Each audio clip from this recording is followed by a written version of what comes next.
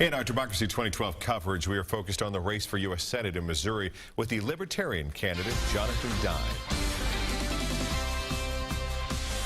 Why should voters elect you? One, I'm tired of career politicians.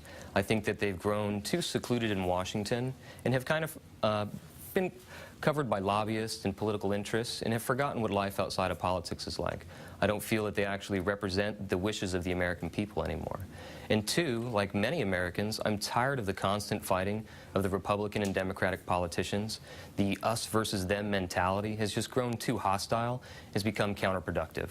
So I think that now beating the other team is more important than finding solutions to America's problems.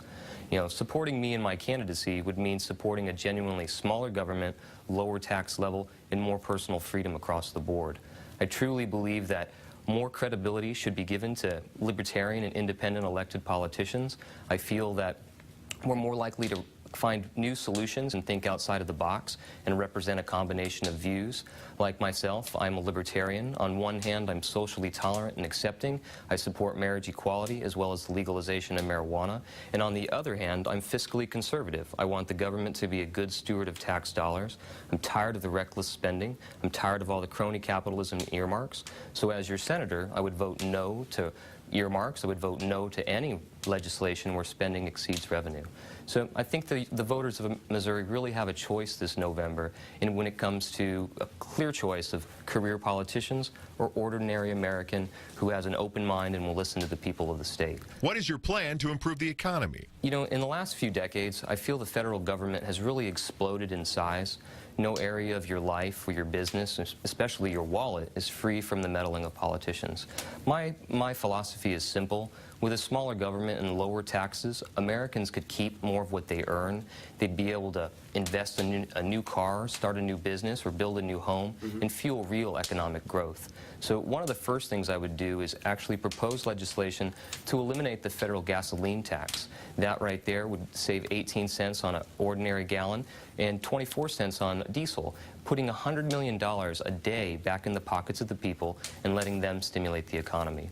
So my philosophy will be to put the money back into the people and let them to actually produce and do what's needed. What can the U.S. do in the Middle East? One of the things is when we were attacked in 2001, we attacked back. I think that's completely justified. But now, over a decade later, we're building roads, bridges, hospitals in Afghanistan, and we're borrowing 40 cents out of every dollar from China to do this. I think we've accomplished our goal. We decimated the forces of Al-Qaeda. We killed Osama bin Laden. Now we're putting undue stress on our men and women.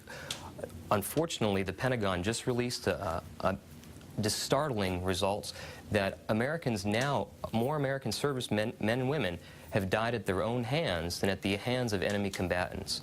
I feel it's time for America to abandon its attempt to police the world, and I want to be at peace with the world, free trade, and I want to support our troops by bringing them home so that they can be with their families where they belong to be.